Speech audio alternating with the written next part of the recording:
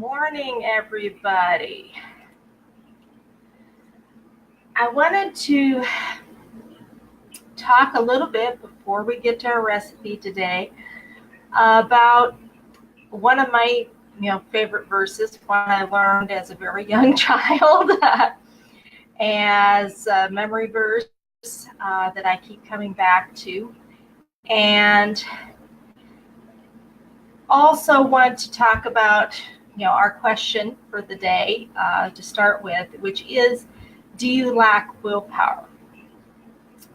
Now, this is something that we will commonly say if we are trying to eat better or trying to maybe lose some weight or things like that, and we'll say we lack willpower if we can't do it or if we fall through on our plans. But today's verse kind of has a different take on this idea. So our verse for today is, I can do all things through him who strengthens me. And that's Christ who strengthens me in the context. And that's Philippians 4:13. Many of you probably heard this many times, but it's a verse we need to keep coming back to and keep remembering. It's actually at the end of a passage is talking about, starts more or less with talking about do not be anxious. So it's not just talking about in its immediate context, which is being content with where you're at and where God has placed you, which is immediately before that, but it also has to do with not being uptight about our circumstances. There's also a connection with that. And I wanted to ask you today, are you struggling under your own strength to make some changes in your life, and maybe not entirely successfully? Do you feel like you're trying to row upstream against the current? We're not meant to rely on our own strength. Our strength is limited, and this is a reminder that we get daily, basically, that we don't have all the strength in the world. And we're not meant to be relying on that. And every time that we are crashing and burning, usually it's because we were thinking we could do it on our own, thinking we didn't need God's help or other people's help, and we end up crashing and burning. And we are meant to ask and rely on God's strength rather than our own. And this is an area that I will be going into a little bit on the webinar on Thursday. So if you are available, I do strongly recommend that you get on the call live. We will be diving into some scripture, and I will be asking you to actually answer some questions. So you will be expected to actually do something, not just sit there. So anyway, we will be continuing talking about God's strength and what our big why is for why that we really want to make these changes. And we've been talking about that in various verses. Meanwhile, today I wanted to talk about almond bread. And basically it makes one mini loaf. If you've got my free cookbook from my website, that's at www.healthturnaroundcoaching.com, the 10 simple recipes for a happy gut. One of the recipes is, I believe, the original version of this recipe. I am actually giving you an idea of how you can edit it a little bit and how you can make it a little bit different. So what you will find usually with most non-grain breads is they use an enormous amount of eggs. This one isn't too bad, but it's a small loaf.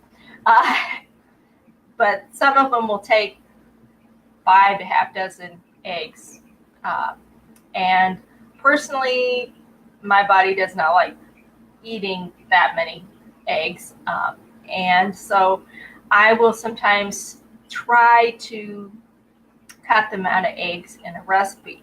That is not necessarily easily done. This recipe is not an easy one to do this with. You can cut it some, but you cannot cut it all the way. The 2 times I've tried to use kind of substitutions and use only 1 egg, it does not fly. It sinks and becomes a big mess. The consistency is off and everything else. You can, however, usually replace 1 egg with it reasonably, reasonably intact, reasonably still eatable. But do not recommend trying to, substitute out 2. I haven't figured out a way of doing that. I've tried a couple of different ways and it doesn't actually work so far. So the recipe starts out with 3/4 of a cup of almond flour, followed by a 1.5 tablespoons of coconut flour, and 1 teaspoon of baking soda. Make sure you get all the lumps out of that, or otherwise you're going to have a chunk of baking soda in there. Celtic Sea Salt, 1/8 of a teaspoon. Depending on your taste for salt, I usually keep my salt on the low end.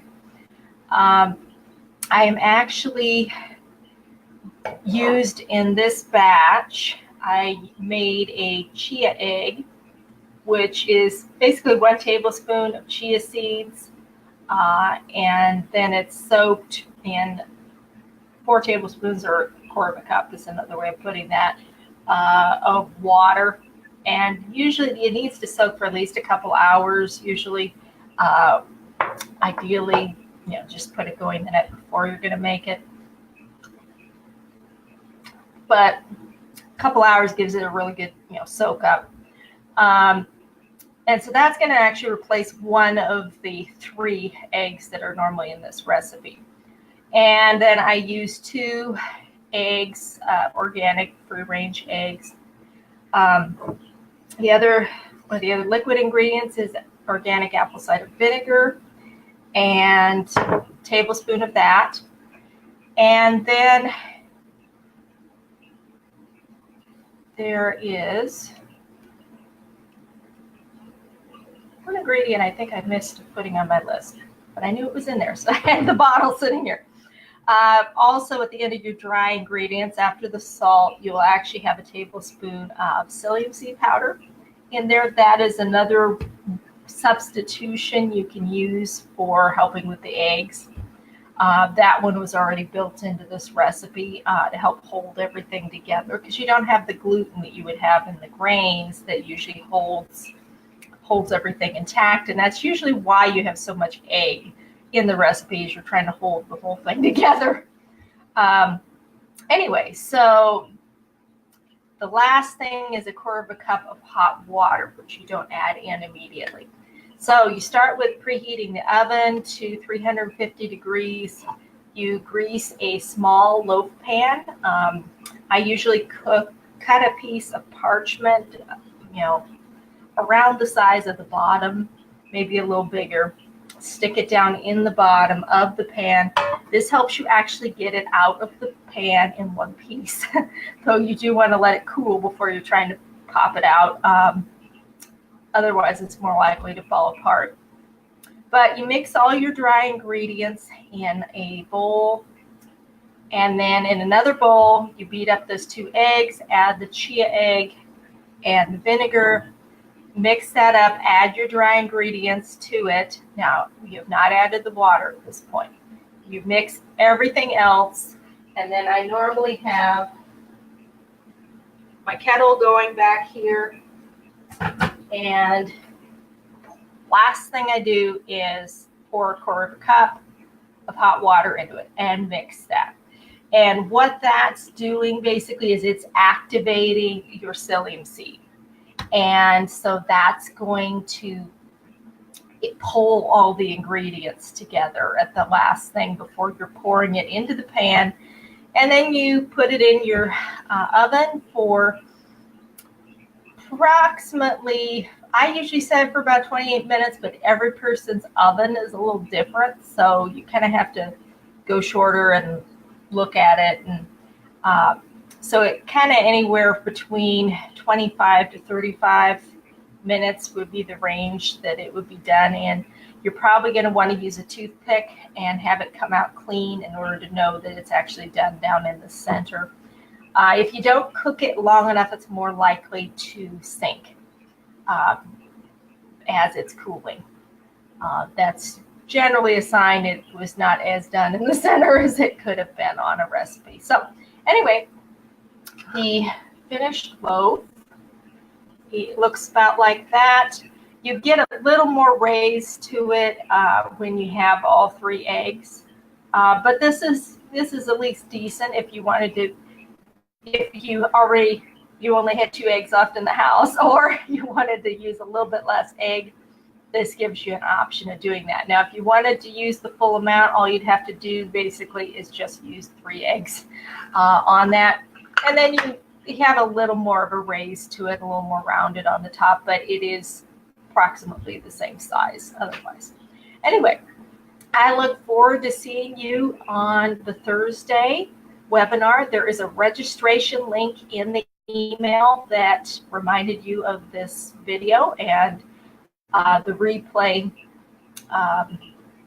email also has a link to register for that webinar on the bottom. And we'll also be sending out several other reminders over the next couple of days to make sure you don't miss it. So that be sure to be on the call if at all possible. And I look forward to seeing you on Thursday and on our next Facebook Live next week. See you soon.